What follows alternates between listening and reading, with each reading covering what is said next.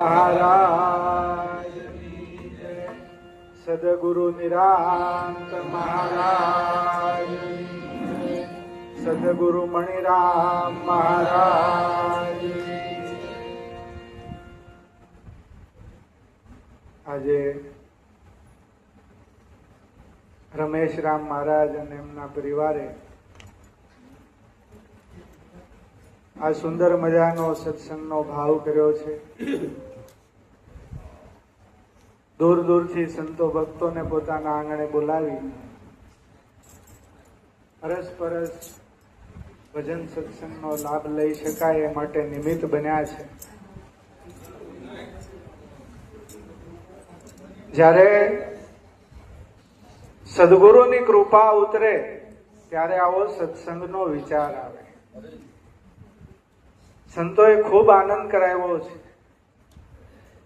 અને આમાં થાય કેવું, નાના છોકરા હોય ને 5 વર્ષના, એને તમે એમ કહો કે આ વિષય ઉપર નિબંધ બોલવાનો છે, હવે એક તો એની પાસે હોય થોડું અને એમાંય પેલા 5 છોકરા બોલી જાય એટલે પછી ઠન ગોપાલ થઈ જાય।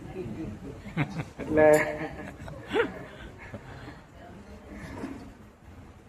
પણ આ તો સદગુરુની કૃપા છે, સંતોનો આવો ભાવ છે। અને આપણા ઘરમાં કાંઈ નથી પણ ગુરુના ઘરમાં ક્યાં કઈ ઘટે છે। અરે અરે સંતોએ ખૂબ સમજવા જેવી વાતો કરી, પણ હકીકત તો એ છે કે આમાંથી ઘણું ખરું આપણને સમજાતું નથી। વાતો તો સમજવા જેવી કરી પણ એમાંથી આપણને સમજાતું નથી। અને આ ન સમજાવવાનું એક જ કારણ છે કે આપણને આપણા સદગુરુ ઉપર નિષ્ઠા નથી। અરે અરે જો પૂર્ણ નિષ્ઠા સદગુરુ ઉપર બંધાણી હોય તો આ દુનિયામાં કોઈ એવો શબ્દ નથી કે જે સમજાય નહીં।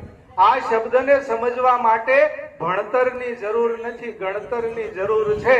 અને સદગુરુના જ્ઞાનમાં જે ગણી ગયા ને એને બધું સમજાઈ જાય છે, અને પછી કઈ બહુ સમજવા જેવું રહેતું નથી।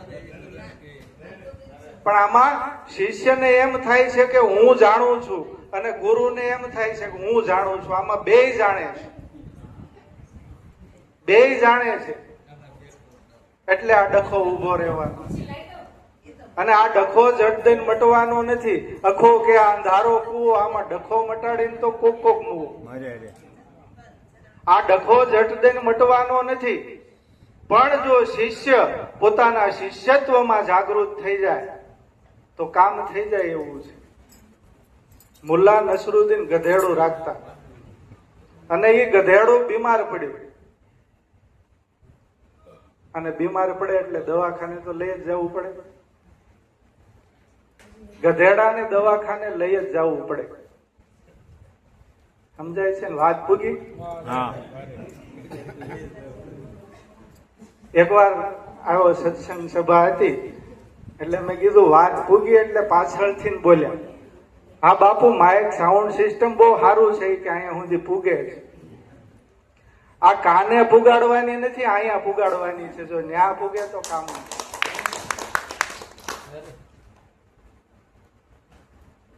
ગધેડું બીમાર પડ્યું, એને દવાખાને લઈ ગયા એટલે ડોક્ટરે દવા આપી અને અવળી નળી આપી કે આને આ સીધું ગધેડું તો કઈ ટીકડી પીવે નહીં, એટલે નળી નાખવાની નહીં, નળીમાં ટીકડી મૂકી અને ફૂંક મારવાની એટલે ઉતરી જાય। પણ થયું એવું, ઘરે જઈને મુલ્લાએ નળી ચડાવી ત્યાં ગધેડાએ હાની ફૂંક મારી, ઉતરી ગઈ। એમ જો શિષ્ય ગુરુની હામી ફૂંક મારશે ને તો આ રોગ ક્યારેય મટવાનો નથી। હું આત્મા છું, હું નામ છું, હું પરમાત્મા છું, હું બ્રહ્મ છું, આ બધું વાતમાં રહી જવાનું છે। આ ક્યારેય સમજાવવાનું નથી। આ તો પોતાપણું જયારે મટી જાય ને ત્યારે સમજાય એવી વાતો છે। આમાં પોતે ઉભા રહીને જો સમજવું હોય ને તો મેળ આવે એવું નથી। પ્રેમ ગલી ઇતની સાકરી તામે દો ન સમાય, આમાં બે હમાય એવું નથી। પોતે મટી જાય ને જો સદગુરુને ઉભા રાખી દે ને તો જ કામ બને એવું છે। સંતો એમ કે છે કે એકથી બને, પણ એકમાંય ગુરુ હોય તો જ બને। આપણે રહેવું હોય બને એવું નથી, આપણે તો હતા જ। જો પોતે મટી જાય અને પોતાના સ્થાને સદગુરુને ઉભા રાખી દે તો કામ બને એવું છે। આગળ સંતો મહાપુરુષે ખૂબ સમજવા જેવી વાતો કરી, પણ જો આપણી સુરતા ન્યા રહી હશે તો આઈસ્ક્રીમનો ડબ્બો આવ્યો ત્યાંથી ખાધું ત્યાં સુધી ન્યા રહ્યા હશું ને તો કામ બનવાનું નથી.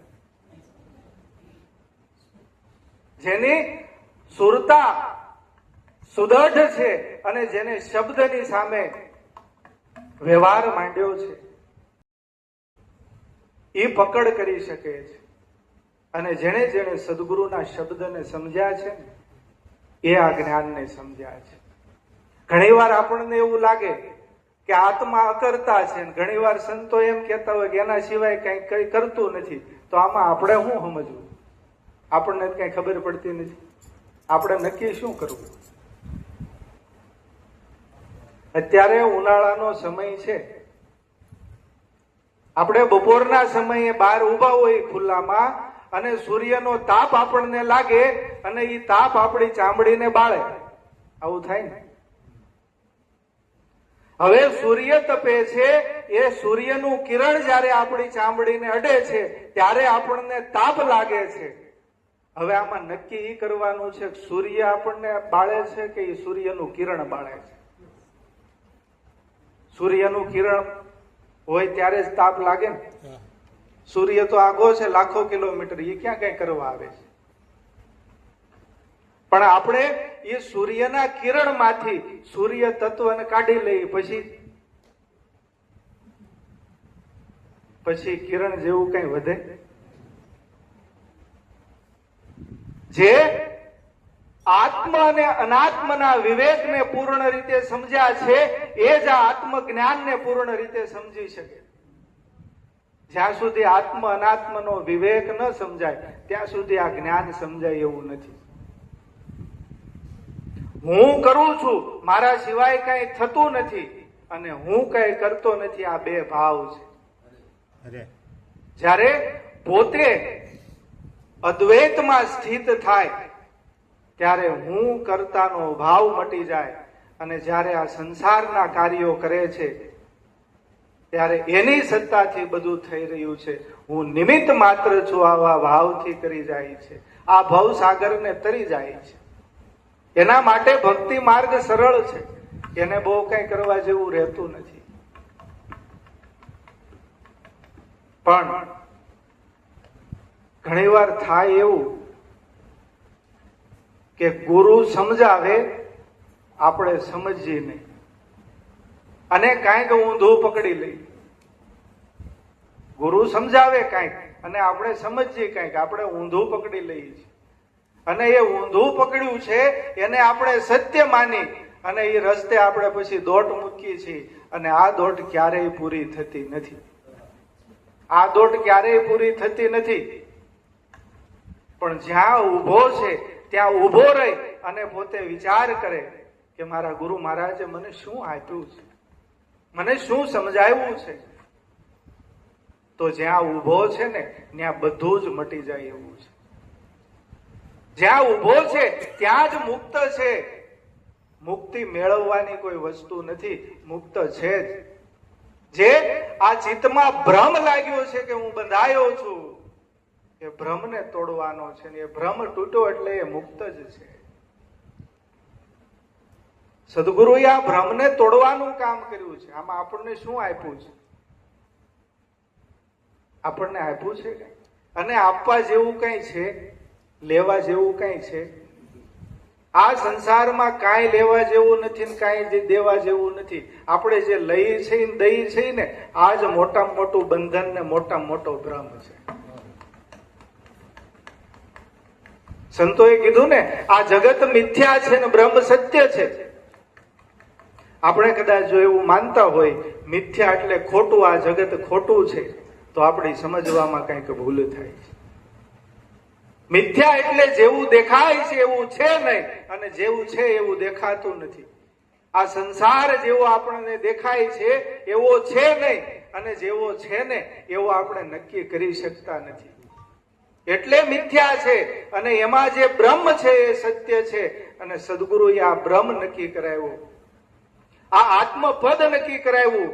અને ત્યાર પછી શંકરાચાર્યજીએ કીધું છે કે આ જગત છે ને એ જ બ્રહ્મ છે. જગત બ્રહ્મ છે, જગત બ્રહ્મથી જુદું હોઈ ન શકે. અને સદગુરુએ એ નામના નિશાને મને ને તમને નક્કી કરાવ્યું છે. આ જગતમાં એવી કોઈ વસ્તુ નથી, એવો કોઈ પદાર્થ નથી જ્યાં નામ ન હોય, અને જ્યાં નામ ન હોય ત્યાં મારો સદગુરુ ન હોય એવું કેમ બને?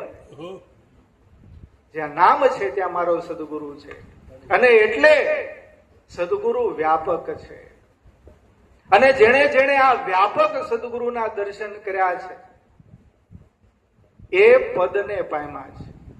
બાકી બધા વાતોમાં રહી ગયા છે. સંતો આગળ એવું કહીને ગયા છે કે આ પદને જાણીને માણી શકે અને પામી શકે એવા કરોડોમાં કોક હોય. આપણે સુરતમાં 1 કરોડ આસપાસની વસ્તી હશે. એને કરોડોમાં કોક કીધું, આપણે 1 કરોડમાં 1 માની લઈ તો આખા સુરતમાં એવો 1 હિરલો હોય. સુરતમાં કેટલા ગુરુ થઈને ફરે છે.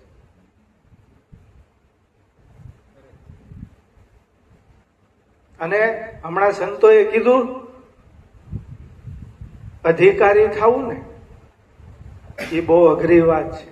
અને હું તો એમ કહું છું કે આપણા મંડળમાં આપણને જો કે હોવું ન જોઈએ, આ તો એક સમજવાની વાત છે.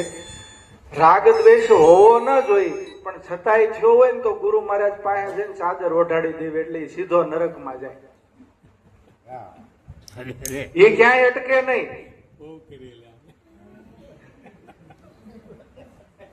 આ અધિકાર મળ્યા પછી, અધિકારી થયા પછી આ વેણમાં ત્રાહ કાપી નીકળી જાય ને એવો હિરલો તો કોક જ હોય. એવો તો કોક જ નીકળે. બાકી અહીંયા બેઠા પછી અહંકાર આવ્યા વગર રહેતો નથી કે હું ગુરુ છું ને હું અધિકારી છું. આ બધું ભેગું લઈને આવે છે. આ ચાદર કોરી નથી, ધોળા રંગની નથી, એને વાળેલી હોય ને એમાં અંદર ઘણું બધું ભેગું આવે. એટલે જ્ઞાનમાં નમવા જેવું છે. સંતો ઘણી વાર કે ને આંબાને કેરી આવે એટલે એ નમે, એમ અહીંયા બેહીન જો નમે નહીં તો એ અધિકારી નથી. ગુરુ છે ને એ પોતા જેવા બનાવે, પણ એને ખબર છે કે હું એનાથી જુદો નથી. જો ગુરુને જેમ લાગતું હોય આ મારો શિષ્ય છે, એને જ હજી નાનું મોટું હરખું ન થયું હોય તો એ બીજાનું કેમ કરાવે? એટલે સદગુરુનું જ્ઞાન છે ને એ તો બહુ સમજવા જેવું છે. બહુ ઝીણી ઝીણી વાતો છે. અને જ્યાં સુધી આ જ્ઞાનને યથાર્થ સમજીએ નહીં ત્યાં સુધી આ જ્ઞાનનો માર્ગ આપણા માટે નથી. આ વાતો કરવાનો માર્ગ નથી, આ ઉતારવાનો માર્ગ છે. અને ઉતર્યા પછી કોઈ કહેવા ઊભું નથી રહેતું. નરસિંહ મહેતા આપણા ઘરે આવ્યા હતા કે તમે ભજન કરો તે મારા ગુણ ગાયજો. મીરાબાઈ આપણા ઘરે આવ્યા હતા કે તમે મારા ગુણ ગાયજો. એ તો એના જીવન બન્યા ને એટલે આપણે ગાવા જ પડે. એમ આપણા જીવન બનશે ને તો કોઈને કહેવા નહીં જવું પડે હું સંત છું. એ તો જગત માન છે. અને આ જગત છે એ અરીસો છે. આપણે જેવા હશું ને એ ન્યા દેખાવું. આપણે વાતો તો ગમે એટલી કરીને મોટા થઈ જાય, પણ એનાથી સદગુરુના દરબારમાં કામ બને એવું નથી. હવે સમય તો થઈ ગયો છે. દરેક સંતો મહાપુરુષોએ ખૂબ આનંદ કરાવ્યો છે. અને રમેશરામ મહારાજનો જે ભાવ છે એ ખૂબ સારા અર્થમાં, સાચા અર્થમાં ચરિતાર્થ થયો છે. અને ભાવ તો જોવો, પાવર વહી ગયો હોય ને તોય પાછું 2 વાર આવવું પડ્યું, મારે આ છોડીને જવાય નહીં. આવો ભાવ હોય તો આવું ભજન થાય. દરેક સંતો મહાપુરુષોએ ખૂબ આનંદ કરાવ્યો છે. બોલો સદગુરુ મહારાજની.